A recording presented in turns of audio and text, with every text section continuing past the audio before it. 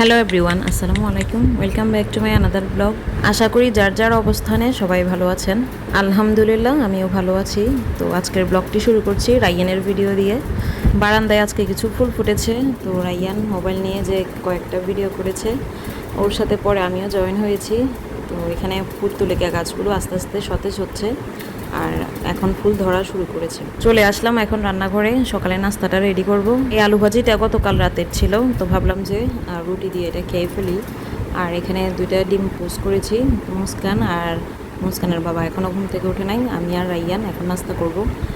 আজকের নাস্তায় ছিল গতকালকের কয়েকটা পাউরুটি ছিল, আর এখানে আমি কয়েকটা আবার রুটিও ছেঁকে নিব।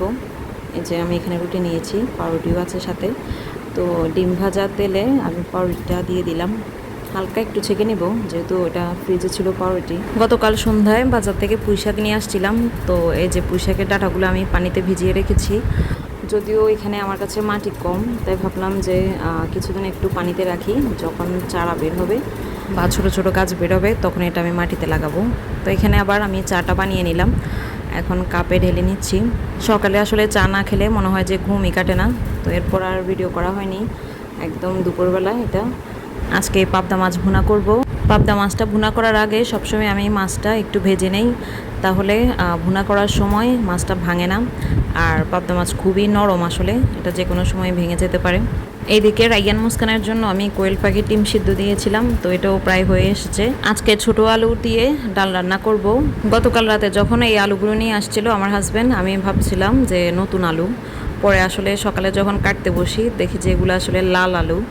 তো দেখি নতুন আলুর টেস্ট পাই কিনা, সেজন্য আজকে এগুলোই রান্না করব। এটা ছিল কিছুদিন আগের। একটা কাপে আমি কিছু বিলেতি ধনেপাতার গোড়া লাগিয়েছিলাম আর সাথে এরকম পুর্তুলিকার কয়েকটা ঢাল ভেঙে দিয়েছিলাম। তো দেখলাম যে ফুলও ফুটেছে আর এই যে এরকম ধনেপাতা বের হয়েছে। তো আমার কাছে এটা খুবই মজা লাগে এই ধনেপাতাটা, তাই আমি সবসময় চেষ্টা করি ধনেপাতার গোড়াগুলো মাটিতে লাগাতে বা এরকম পানিতে রাখতে। তো আমি যা দেখলাম পানিতে লাগালে খুব সহজেই কিন্তু পাতা বের হয়, আর মাটিতে এগুলো একবার পাতা বের হলে পরে কেন জানি গাছগুলো মরে যায়। তো তাই এখানে আমি আর একটু পানি দিয়ে গাছটা আবার রেখে দিচ্ছি। বেশ অনেকখানি কিন্তু আমি ধনেপাতা নিয়েছি।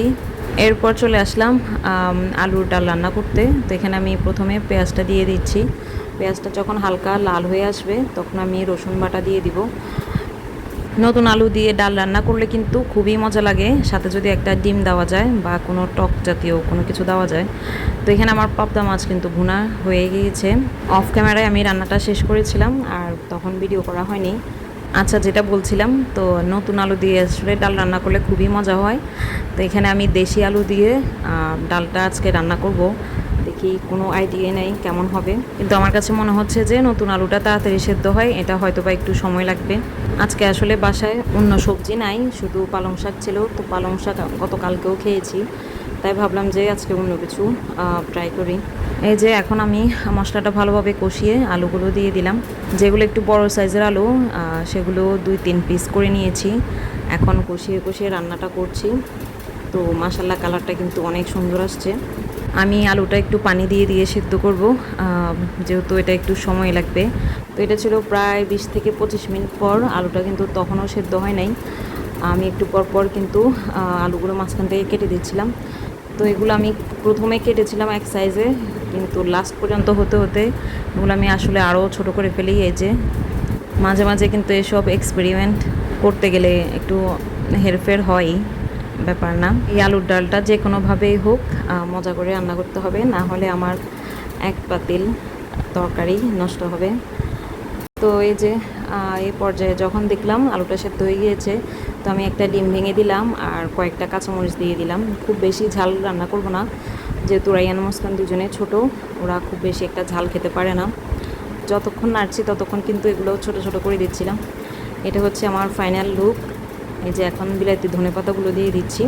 এরপর আর কোনো ভিডিও করা হয়নি, কিন্তু আলুর ডালটা অনেক মজা হয়েছিল।